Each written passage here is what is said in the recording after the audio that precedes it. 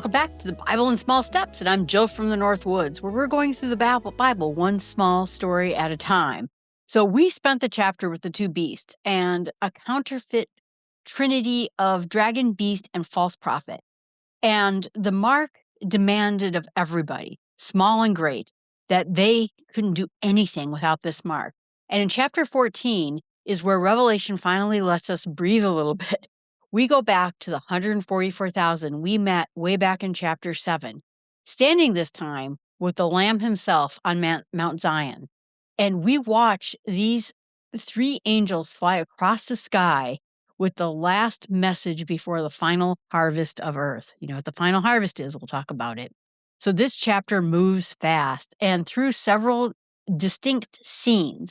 So we're going to take each one of them one small step at a time. So now what we have is John sees the Lamb standing on Mount Zion, and with him the 144,000 with their names, with his names and his father's written on their foreheads. That's the sealing language again, sealed, protected by Jesus Christ himself. Now shown in its complete form, not just as protected like we saw in chapter 7, but standing, gathered with the Lamb himself in one place that the Old Testament always represents God's own dwelling place, the center of his covenant promises. That's going to be Mount Zion. A voice from heaven like the roar of many waters and loud like thunder is also somewhat like a harpist playing the harp. Isn't that weird? I mean, think about that. It's an overwhelming, powerful sound like thunder, but also beautiful, held together at the same point. And they sing this new song before the throne that no one could learn except for the 144,000 who had been redeemed from earth.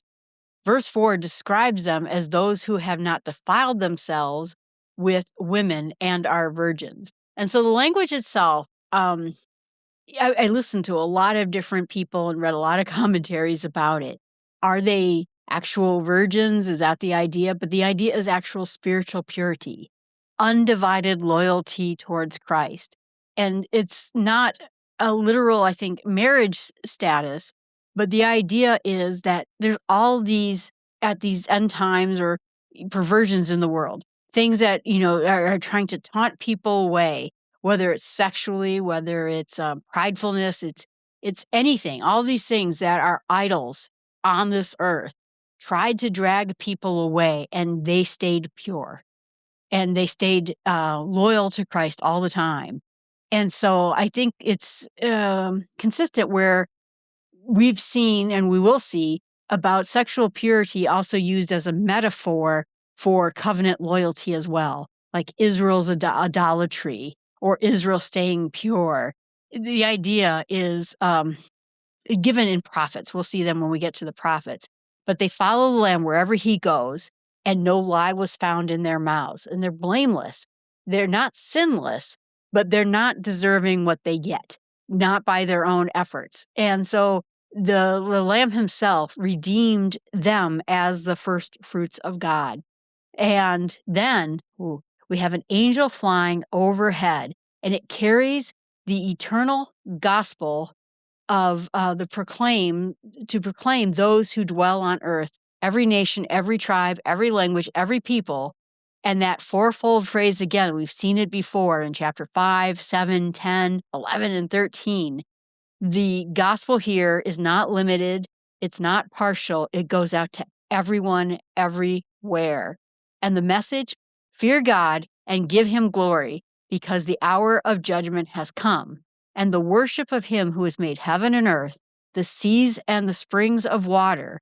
So this is good news framed with urgency. This is it. This is the final call to worship from the Creator himself, not the beast, not the message you're hearing out there in the world or out there in the culture. This is the final moment. We talked about how every day on earth that we get another day, it's God's mercy giving people time to come back to him. This is saying, this is it. No more other chances. And so then a second angel follows, announcing, fallen, fallen is Babylon the Great, she who made all the nations drink wine of their passions of her sexual immorality. This is the first mention of Babylon by name in Revelation, and it became a major focus. It becomes a major focus in chapters 17 and 18, which we haven't gotten to yet. John's first century readers would recognize Babylon as somewhat coded for Rome, but I think it's any nation that is going against the word of God. And, you think about it, it took God's people captive, Babylon, back in the day. And now Rome has taken God's people captive yet again. It's all these nations that not only take the people captive, destroy what is in God's city, but then also lead the people out into exile and then force them to worship something else. Again, birth pangs. Smaller in Babylon, bigger in Rome, and it's getting worse and worse and worse. And so essentially naming Rome as Babylon or naming anything as Babylon speaks clearly to the readers about this danger without writing it anywhere, in exact language. He could name Rome as a danger without sedition if the letter falls into wrong hands. But I think it means any nation that has this ability to destroy God's places, lead people away, and demand they worship and follow another God. And so notice the tense here, fallen, fallen, is announced almost as even though, we're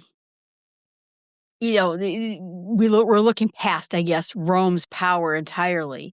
It's already decided. It's already fallen. It doesn't look finished yet from what we see with Satan's defeat. But God's verdict on all of this, for those who oppose him, is already there. It's already played out in history. And next we'll go through, and the third angel gives the sharpest warning in the whole book to anyone who worships the beast or its image or receives the mark will drink the wine of God's wrath, poured in full strength into the cup of his anger, and be tormented with fire and sulfur and the presence of the holy angels and the Lamb. And so this is a severe language. It matches the severity of what we've seen talked about in other places, but the beast is asked for total allegiance. This angel is going to make it clear as well that giving that allegiance to the beast has a cost, and the cost is devastating. And so then this chapter doesn't end on that warning. Verse 12 turns back to the believers and says, here's the call for endurance of the saints, those who keep the commandments of God and their faith in Jesus. So the verse gives us one of the most tender lines in Revelation, a book that doesn't have a lot of tender lines in it. But it says, blessed are the dead who die in the Lord from now on. They will rest from their labors. Their deeds follow them. And so this is a blessing to basically, it's only one of 7 blessings. It's scattered throughout this book, but it promises rest, lasting fruit to anyone who dies faithful. Even under pressure that's described in this book.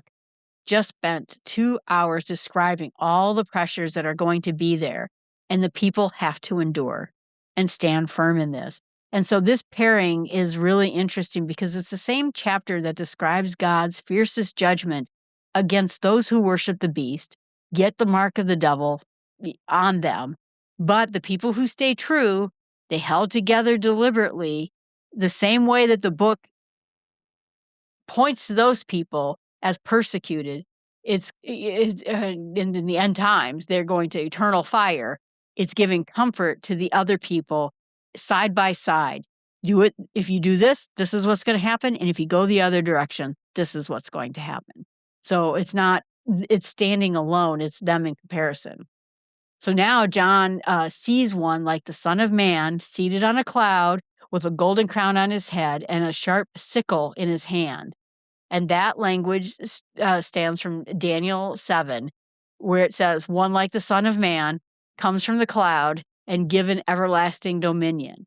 An angel comes out of the temple and calls to him to swing the sickle. The hour to the time for the reap has come. The harvest of the earth is fully ripe. He swings his sickle, and the earth is reaped. This harvest language is interesting because we've heard it before. In Jesus and his ministry on earth, it talked about there's going to be a time where the angels and the trumpets is going to be a time for harvesting, where the wheat will get separated from the weeds, the wheat from the chaff, the sheep from the goats, whatever type of agricultural imagery you like here, a separation is coming. And guess what? It just happened. This is the final reaping. The harvestry image runs throughout scriptures, and it is the picture of the final judgment and then ingathering. Joel 3:13, which the passage draws on the most directly, and also Matthew 13:39, where Jesus himself explains the parable of the wheat and the weeds is on the way. The harvest is at the end of the age. That this scene functions as the positive side of the harvest. It's not just destruction. It is gathering. It is the gathering time for the wheat, the good part. And the second harvest follows immediately, and this is going to be the judgment. Another angel with a sharp sickle is told to gather the clusters from the earth's vine, for the grapes are ripe. The grapes are thrown into the great winepress of the wrath of God. The winepress is trodden then outside of the city, and blood flows from the press as high as a horse's bridle. So it says 16 stadia, which is about 180 to 200 miles, depending on how you look at the ancient measurements. And it is hopefully symbolic, but some commentaries will note it seems pretty accurate. So, I mean, if there's judgment coming, it's a lot of judgment. It is overwhelming and complete. There's nothing else left. It's a literal measurement, or if it's a figurative measurement, it means final, large, massive judgment. And if you name what this image is doing, it's difficult material. This is Isaiah 63, 1-6. The image of God is treading the winepress of judgment alone. Now, it's applied, to the history it's severe. This is a severe passage, and the scripture never softens it. It is not something to make us feel comfortable in it, but it points back to verse 13, where it said, "Blessed are the dead who die in the Lord." The winepress isn't the last word for those who belong to the Lamb. It's only the last word for those that remain in rebellion against him. And what I'm going to meditate on is verse 13. "Blessed are the dead who die in the Lord. They will rest, for their labors, for their deeds follow them."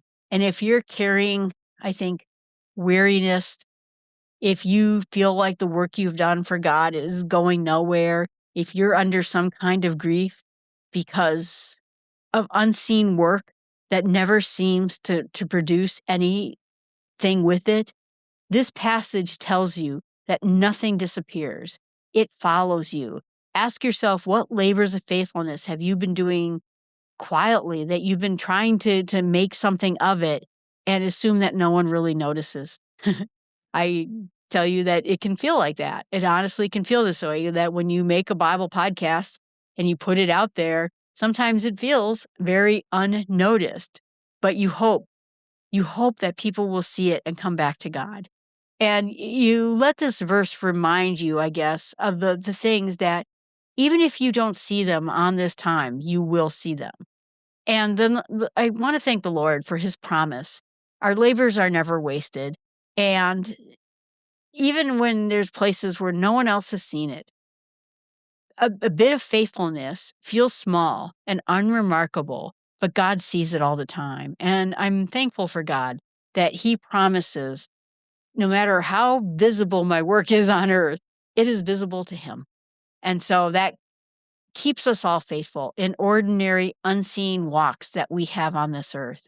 And what I want to share with someone is, if there's someone who's quietly faithful, who works really hard to serve God, to serve people in godly ways, and never shows up with recognition, an unsung hero of this, but keeps showing up without applause, their labors follow them.